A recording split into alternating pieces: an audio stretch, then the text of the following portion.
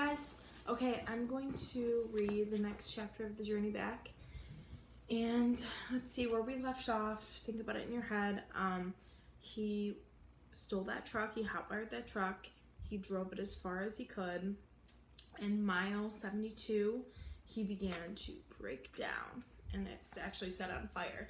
So he parked it. He crashed it, I should say. And now he's running. And this chapter, chapter 6, is called The Wrong Way. So we can already assume that he's going the wrong way. All right, let's read. Blanket under one arm, jacket under the other. I sprinted downhill and across a field. I whipped off the trucker's hat so that it didn't draw attention and just kept running. Only once did I shoot a quick glance back. I didn't see anyone or anything except for that big old truck sunk down in pea gravel with smoke curling out of its rear end.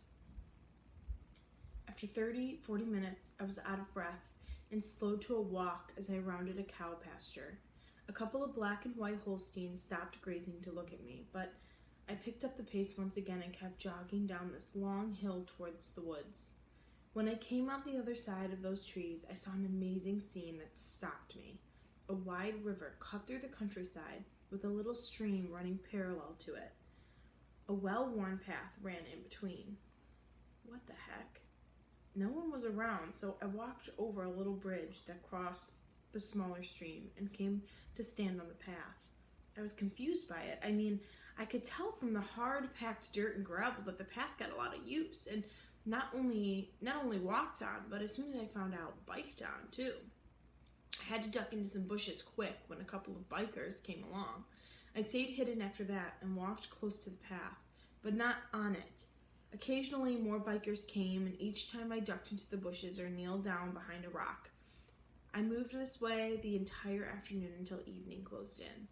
That's when I stumbled on another interesting sight, a long tunnel that carried the path through a hill. At dusk, when I didn't think any more bikers would be riding by, I entered the tunnel. It was dark as the ace of spades in there. I couldn't even see my hand in front of my face. Wow. So it's a good thing they had a wooden railing, because I sure didn't want to fall into the murky stream that ran by the path. I kept one hand on the railing, the other arm in front of me. Surrounded by darkness, every little crunch my footsteps made echoed.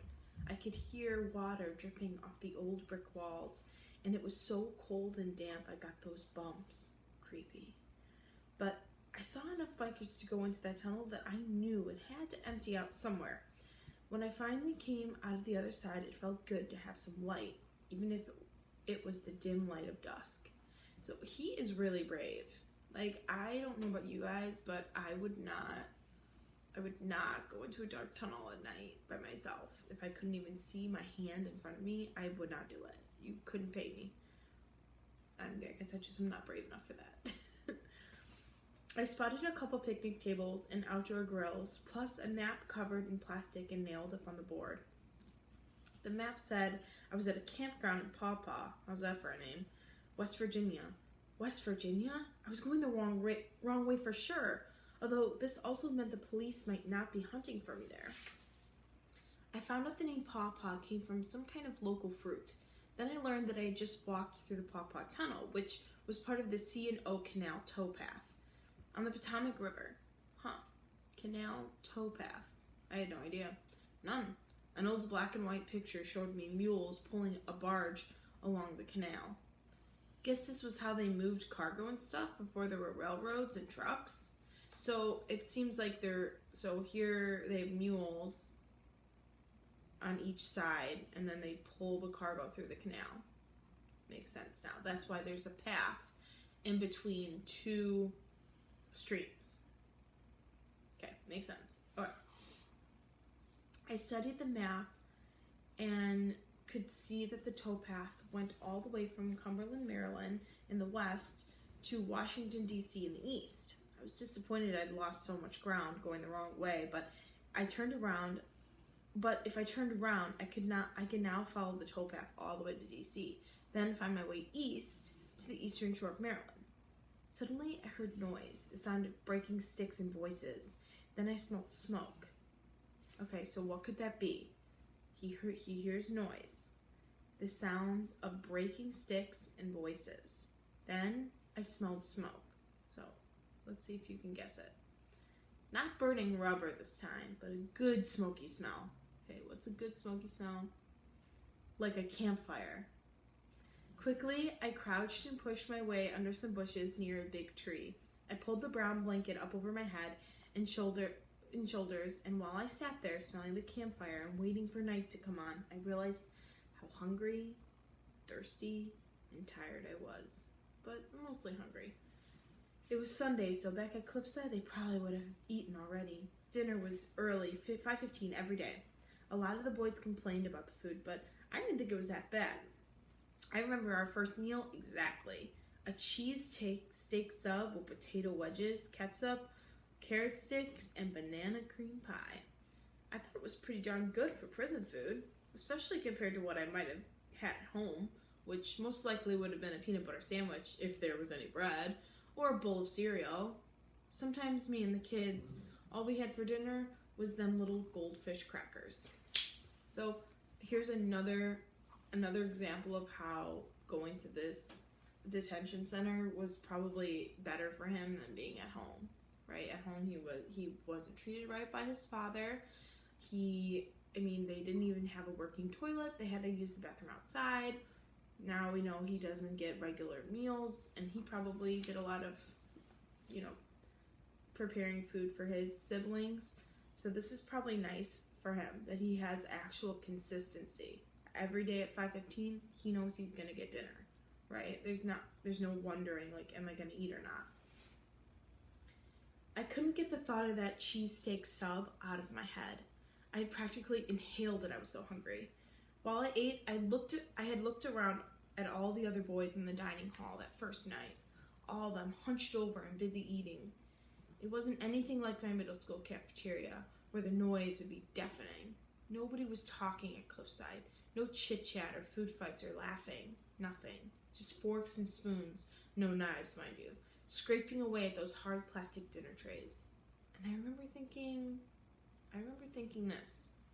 None of those boys looked like criminals to me.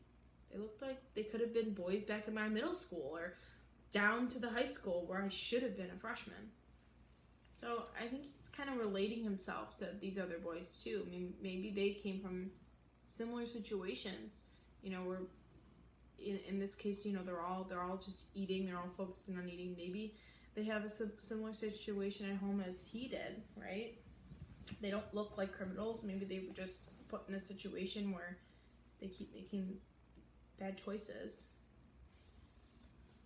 After we ate, us new kids had orientation in the prison office. First thing, a nurse took our temperature. I guess to make sure we weren't sick and bringing in some awful disease. Text to world. Corona wasn't around then, but... Then we got our hair shaved off and were told to get undressed. We had to put on the Cliffside uniform, which was a white t-shirt, blue pants they called Dickies, and a blue sweatshirt with the name Cliffside Youth Center on it. Guess they didn't want to advertise the detention part of the name. Everything we wore that day, like my jeans, my shirt, even the LL Bean watch that my grandpa gave me when I turned 12, all that stuff got put into a bag and sent home. It was like prison stripped away who you were. So everything he brought to Cliffside, he had to send home, and they gave him all of his new stuff. When we had a lecture, about how we'd have to do chores and go to school, stuff like that. Get this, we would get $1 a week and 2 stamps, and we'd be allowed to make 2 20-minute phone calls. Let's think about this. So put yourself in that situation. You'd have to do chores, go to school, and then you would get $2 a week and 2 stamps. And then you would be allowed to make 2 20-minute phone calls. So your life is very controlled when you're in this detention center. Let's see how he feels. Think about how he might feel. It was really humiliating, all of it. But don't forget, I had just ridden out to that place in a prison van with handcuffs and shackles on my feet. I was already beaten down from being in court. What does he mean, like, beaten down, right? Not literally beaten down, like getting punched, but like he means like beaten down emotionally, right?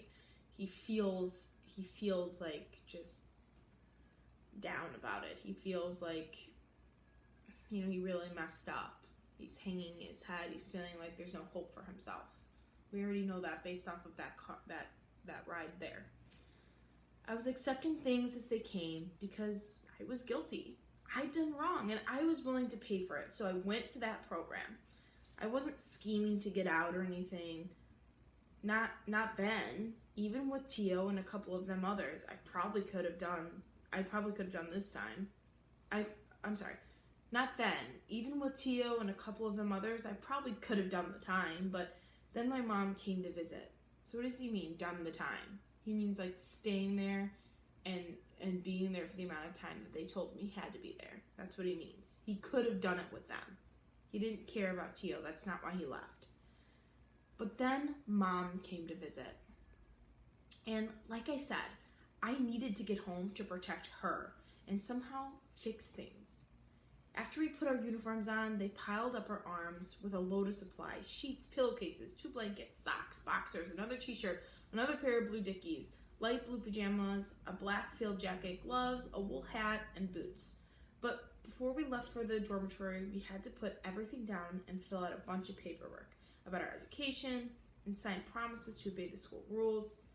It was pretty basic stuff, like when the teacher's talking, be quiet and listen, raise your hand to be recognized, no writing in your textbooks, always do your best work.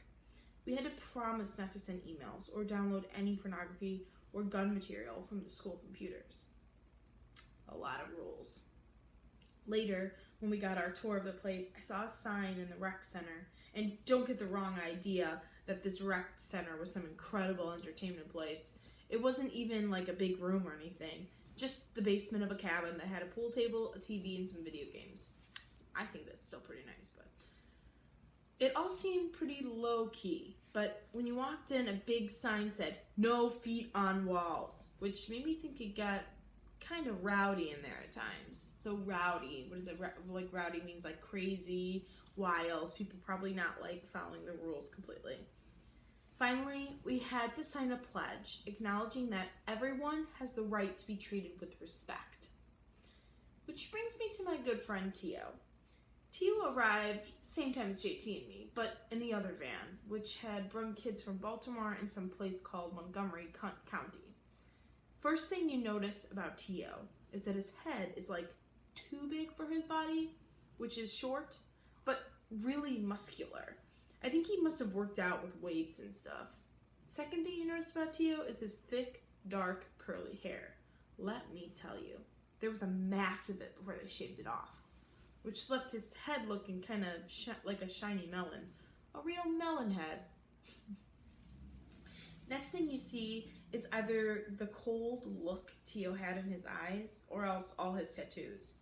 He was covered with them. His hands, his arms, the back of his neck, even his face had a little design on it, up near his ear, and a single-digit number was tattooed in the corner of his eye. I'm gonna stop there. So, yes, he has like all these tattoos and stuff all over his body, but to me, that cold look in his eyes, I feel like that tells you who he really is, right? Because there are people that have tattoos. That's part of life, right? Like, people get tattoos now. But, like, the fact that he has this cold look in his eyes, that tells you about his character, too. You know, he doesn't look kind. He doesn't have a warm, welcoming face or look to him. So that's something to think about. I couldn't help but stare at Tio, because he was one of the most weird-looking person I had ever seen. "So what's crackin'?" he asked, fixing his eyes on me hard. Like I had hell of a nerve to breathe and be in the same room with him. So he's already starting trouble. Of course, I didn't know what the heck he was talking about, but already I didn't like his attitude, and I was not, I repeat, not gonna be pushed around by any punk kid at that place. "What's crackin'?" I repeated his question and stared back at him. "Maybe your head will be crackin' in a minute." Boy, that got him fired up. He lunged forward and tried to take a punch at me right then, right there, in the office during orientation. Mr. R had to step in quick and put Tio in a headlock. "You just signed your name to a paper! There were paper there where you acknowledge this is a hands-off program, he hollered. Do you have any idea what that means? Tio didn't reply. He looked like a big June bug wriggling around and trying to swing his arms, but Mr. R had him locked up tight. Everyone here has a right to be treated with respect, Mr. R yelled. Tio strained to look up, but Mr. R had him facing down, still. I couldn't tell. I could tell that Tio had zero respect for me, so I made it mutual, and that was the beginning. Wow. I must have fallen asleep there in the bushes. It wasn't very restful. It wasn't very restful sleep though, because I was leaning against a tree and the rough bark made ridges on the side of my face. When I woke up, everything was pretty quiet, except for a couple of frogs croaking away. You could also hear the slight murmur of the nearby river. The campfire was out. The only thing I smelled was the vague garbage odor from my own clothes. Sorry. I heard an owl hoot, and I kind of smiled because I liked the sound. It reminded me of listening to owls when I slept on the back porch of my grandpa's farm, or camped out with my friends JT and Brady. Could have been that owl that woke me up. Bet he was hungry too. A gentle breeze rustled the bushes. I rubbed at the sore ridges on my face, but the first thing I really thought about was, what do you think? Food. They say you don't make good decisions when you're tired or hungry. Well, I was both. But I had to at least check out those campers, didn't I? So, see what they had. Alright, so that's the end. What do you think he's going to do? He says he's tired and he's hungry, and he's saying, I had to at least check out those campers, didn't I? See what they had? So take a minute and think about what he's going to do. He's pretty desperate. The next chapter, which is my favorite chapter of the book, is called Harden the Heart. Harden the Heart. So here's what I want you to do. Write a prediction, what you think is going to happen, what choices is he going to make, and reflect on the chapter. What did you think of the chapter?